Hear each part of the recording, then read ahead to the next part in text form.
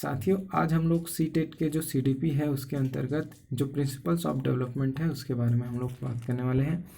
चलिए बारी बारी से समझते हैं यहाँ पर कौन कौन से जो विकास के सिद्धांत हैं, प्रिंसिपल्स ऑफ डेवलपमेंट है उसके बारे में। तो सबसे पहला जो है वो है डेवलपमेंट इज़ कंटिन्यूअस, यानी कि जो विकास होता है वो सतत रूप से चलते रहता है, कॉन्टिन्यू चलते रहता है, कभी रुकता नहीं है।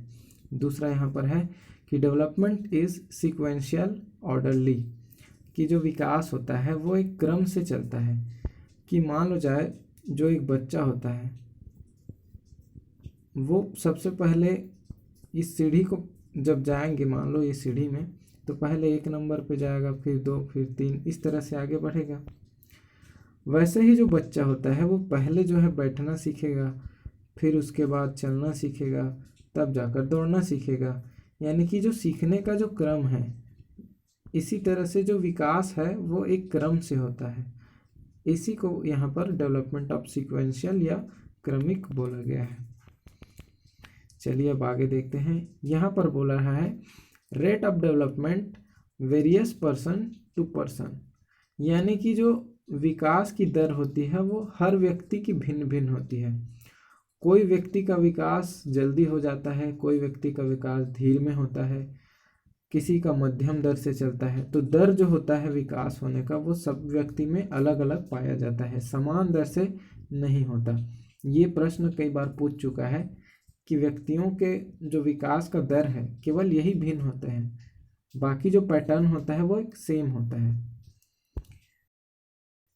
उसके बाद यहाँ पर बोला गया है development proceeds from general to specific, सामान्य से विशिष्ट की ओर विकास जो है वो जाता है। पहले सामान्य अंगों का विकास होता है, फिर उसके बाद विशिष्ट अंगों की ओर विकसित होने लगते हैं। जैसे बच्चे का जो शरीर होता है तो पहले सामान्य अंग, यानी कि जो उसके हाथ है, पैर है, यानी कि बच्चा जो है पहले चलना सीखेगा, दौड़ना सीखेगा, उसके बाद हाथ की जो उंगलियां हैं छोटी उंगलियों की तरफ बढ़ेगा, यानी कि जनरल से स्पेसिफिक, सामान्य से विशिष्ट की ओर बढ़ेगा।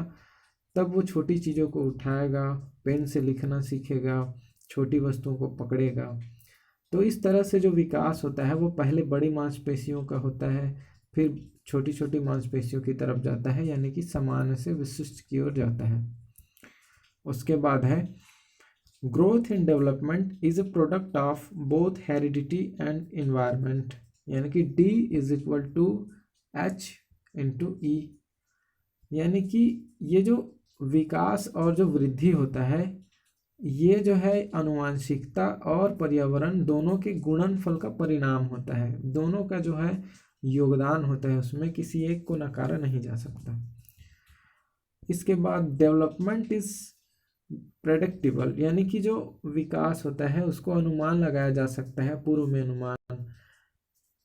जैसे कि अब अभी बच्चा कौन सी आयु में है तो अभी उसके अंदर कौन से गुण हैं, फिर अगले आयु पर जाने पर उसमें कौन कौन से गुण विकसित हो सकते हैं, या अगला स्टेप क्या होगा, इसको आप प्रेडिक्ट कर सकते हैं, पूर्वानुमान लगा सकते हैं। यहाँ पर बोला गया है कि there is a constant interaction between all factor of development, जो विकास की all types of development are inter related. PCSE यानी कि फिजिकल, कॉग्निटिव, सोशल, इमोशनल, ये सारे जो डेवलपमेंट के प्रकार हैं ये सभी आपस में जुड़े हुए हैं। यानी कि ऐसा नहीं है कि अगर अभी शरीर का विकास हो रहा है तो उसका मानसिक विकास नहीं हो रहा है, या सामाजिक विकास या भावनात्मक विकास नहीं हो रहा है।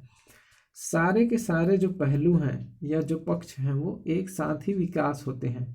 ये आपस में जुड़े भी हैं, एक दूसरे को प्रभावित भी करते हैं। यदि इनमें से किसी एक में जो है भिन्नता आ जाए या जो है उसमें कमी या ज़्यादा आ जाए तो वो दूसरी चीज़ों को भी प्रभावित करता है। जैसे मान लो उसके शारीरिक वृद्धि जो है वो मान लो कम हो तो उसके कारण उसके जो कॉग्निटिव है और सोशल और इमोशनल जो उनके डेवलपमेंट है उस पर भी बहुत ज़्यादा गहरा प्रभाव पड़ता है। तो ऐसा नहीं है कि अगर एक पक्ष में जो है डेवलपमेंट कम हो जाए तो उसका दूसरे पक्ष में प्रभाव नहीं पड़ेगा, बिल्कुल पड़ता है, क्योंकि ये सभी जो है आपस में इंटर रिलेटेड है।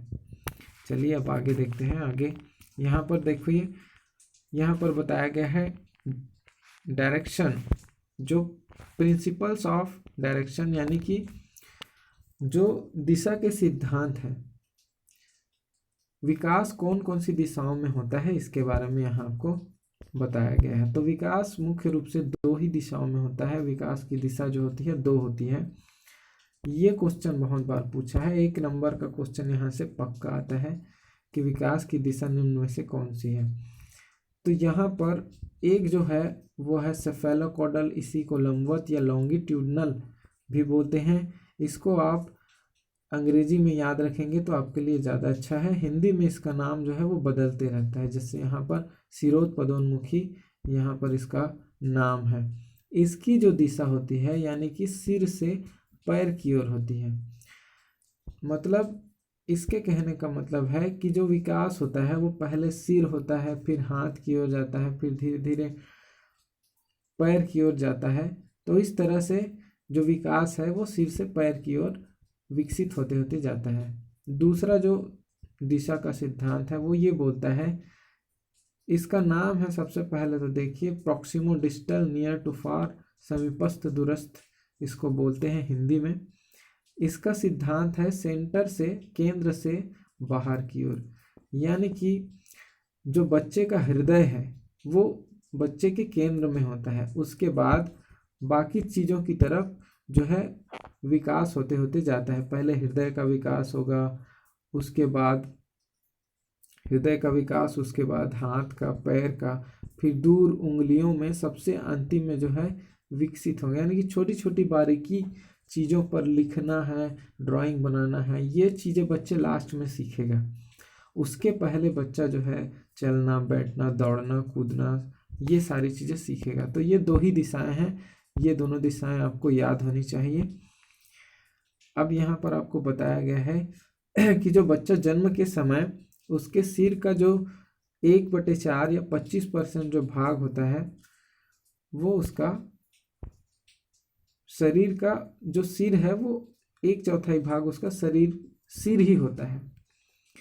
अब आगे देखते हैं, यहाँ पर बताया गया है व्यक्तिगत विभिन्नताएं। ये भी एकदम बहुत ही महत्वपूर्ण टॉपिक है। हर साल व्यक्तिगत विभिन्नता से 1 नंबर का प्रश्न पूछा ही जाता है। देखिए यहाँ पर व्यक्तिगत विभिन्नता से मतलब यहाँ पर बहुत सारे जो प्रजातियाँ हैं वो प्रजातियाँ समान नहीं होती हैं।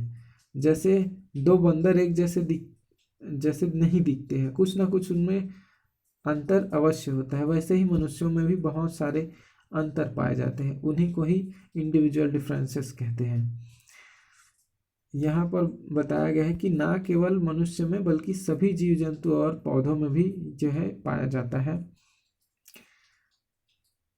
जैसे यहाँ पर बोला गया है variation add colour and beauty to nature. जो भिन्नताएं हैं वो हमारे प्रकृति में सुंदरता और रंग भरती हैं, ऐसा यहाँ पर कहा गया है।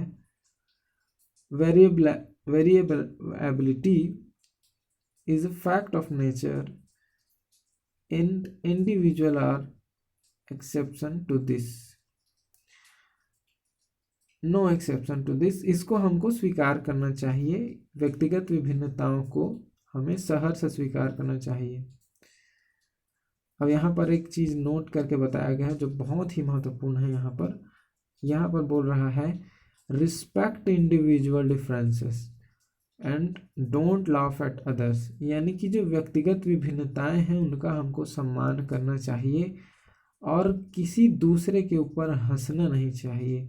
मान लो कोई बच्चा जो है वो किसी कारण से दिव्यांग है तो हमको उसका मजाक नहीं बनाना चाहिए, या किसी भी प्रकार से उसके अंदर कोई विभिन्नताएं हैं तो हमको उसका सम्मान करना चाहिए, उसका मजाक नहीं बनाना चाहिए। अब आगे देखते हैं यहाँ पर बताया गया है they vary terms of physical characteristics such as height, weight, strength, hair colour etcetera. यानी कि जो व्यक्तिगत विभिन्नताएं हैं वो ऊंचाई में, कद में, लंबाई में बालों के रंग में, इस तरह के बहुत सारे हो सकते हैं। दे मे बी इंटेलिजेंट और डल, डोमिनेंट और सबमिसिव, क्रिएटिव और नॉट क्रिएटिव, आउटगोइंग और विड्रॉन। जो बच्चे हैं वो हो सकता है वो लोग ज़्यादा होशियार भी हो सकते हैं या कमज़ोर भी हो सकते हैं, वो लोग नवाचारी भी हो सकते हैं या चुपचाप रहने वाले भी हो सकते हैं। उनके जो प्रकार है उसके बारे में यहाँ पर बताया गया है। The list is variation can be endless. जो अगर हम लोग सूची बनाना शुरू करेंगे तो उस चीज़ का कभी अंत नहीं हो सकता। इतने विभिन्नताएं मनुष्यों में और सभी जीव जंतुओं में पाई जाती है। अब यहाँ पर कुछ आधार हैं व्यक्तिगत विभिन्नताओं के, जैसे कि इंटेलिजेंस के आधार पर व्यक्तिगत विभिन्नताएं हैं, एप्टीट्यूड के आधार पर है, इंटरेस्ट रुचि के आधार पर, पर्सनालिटी या व्यक्तित्व के आधार पर, मूल्य या वैल्यूज़ के आधार पर हम व्यक्तिगत विभिन्नताएं जो है वो देखते हैं। यहाँ पर एक बहुत ही नोट, जहाँ पर भी आपको नोट वाला चीज़ दिख रहा है वो आपके लिए बहुत ही ज़्यादा महत्वपूर्ण है, वेरी वेरी इंपॉर्टेंट चीज़ है। विद्यालय में यूनिफॉर्म आवश्यक है, परंतु एक शिक्षक के लिए टीचिंग टेक्निक में यूनिफॉर्म एक समान नहीं होना चाहिए। यानी कि आप सभी लोग जानते हैं कि हर स्कूल का एक यूनिफॉर्म होता है। यूनिफॉर्म मतलब एक समानता, एक रूपता, लेकिन जो टीचिंग टेक्निक है, जो पढ़ाने का तरीका है, वो सभी बच्चों के लिए एक जैसा नहीं होना चाहिए, क्योंकि जो सभी बच्चे हैं उनकी रुचि अलग अलग होती है, अभिरुचि क्षमता अलग अलग होती है। तो बच्चों के हिसाब से ही उनको टीचिंग टेक्निक प्रोवाइड कराना चाहिए। एक ही टेक्निक को सभी बच्चों के ऊपर लागू नहीं करना चाहिए। अब देखिए आगे, छात्रों की ज़रूरत के हिसाब से करना चाहिए। एक शिक्षक के लिए क्या करना चाहिए और क्या नहीं करना चाहिए यहाँ पर आपको बताया गया है। एक शिक्षक को यूनिफॉर्म इंस्ट्रक्शंस यानी कि एक समान निर्देश या एक रूप अनुदेशन नहीं देना है, क्योंकि सभी बच्चों में अलग अलग क्षमताएं हैं, अलग अलग गुण हैं, अलग अलग रुचि है, तो एक जैसे इंस्ट्रक्शन उनको नहीं देने हैं। उनको डिफ्रेंशिएटेड इंस्ट्रक्शन देना है, विभेदी अनुदेशन देना है, सबको अलग अलग इंस्ट्रक्शन देना है, ताकि अपने हिसाब से जो बच्चा है वो उस क्षेत्र में उत्कृष्ट कर पाए। यदि बच्चों का ग्रुप बनाए तो विभेदी अनुदेशन का ही प्रयोग होना चाहिए। होमोजीनियस नहीं, हेट्रोजीनियस बनाए। जैसे कक्षाओं में जो है बच्चों का ग्रुप बनाया जाता है, तो होमोजीनियस यानी कि सेम एबिलिटी वाले बच्चे, समान योग्यता वाले बच्चे। तो यदि एक बच्चा कमज़ोर है तो उसके साथ जो आप ग्रुप बना रहे हैं, तो दूसरा बच्चा उसमें का जो है वो होशियार होना चाहिए, ताकि एक कमज़ोर बच्चा और एक जो होशियार बच्चा है दोनों का जो है हेट्रोजीनियस जोड़ी बन सके, ताकि एक दूसरे से शेयर कर सके। यदि सेम सेम बना लेंगे तो फिर दोनों में जो है वो विकास नहीं हो सकता अच्छे से। अब देखिए, जो व्यक्तिगत विभिन्नताएं हैं, इंडिविजुअल डिफरेंसेस है, उनके कौन कौन से प्रकार हैं उसके बारे में यहाँ पर बताया गया है। तो सबसे पहला जो है आनुवांशिक है, इनहेरिटेड है। इसके अंतर्गत फिजिकल, मेंटल, टेम्परामेंटल, ये 3 प्रकार हैं। अब इसके बाद एक्वायर्ड है, अर्जित है, यानी कि जो विभिन्नताएं बाहर प्रकृति के कारण, वातावरण के कारण होती है, वो कौन कौन सी विभिन्नताएं हैं।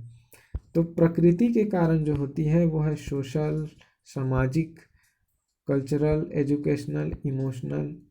सामाजिक, सांस्कृतिक, शैक्षिक और भावनात्मक जो विभिन्नताएं होती हैं व्यक्तियों के अंदर, ये सारी चीज़ें जो हैं वो पर्यावरण या वातावरण के कारण होती है। और जो आनुवांशिकता के कारण होती है, जैसे बच्चों का जो शरीर का कद हो गया, रंग हो गया, आँखों का रंग हो गया, बालों का रंग हो गया, ये सभी जो है फिजिकल के अंतर्गत आता है, फिजिकल डिफरेंशिएशन के अंतर्गत आता है। ये सभी जो है उनके आनुवांशिकता के कारण अलग अलग होता है। उनका जो मेंटल स्ट्रेंथ है ये भी अलग अलग होता है, टेम्परामेंटल स्ट्रेंथ है ये भी जो है, ये सभी चीज़ें जो है ये उनके आनुवांशिकता के कारण होता है, ये उनको प्रभावित करते हैं। अब है मोटिवेशन। तो मोटिवेशन जो होता है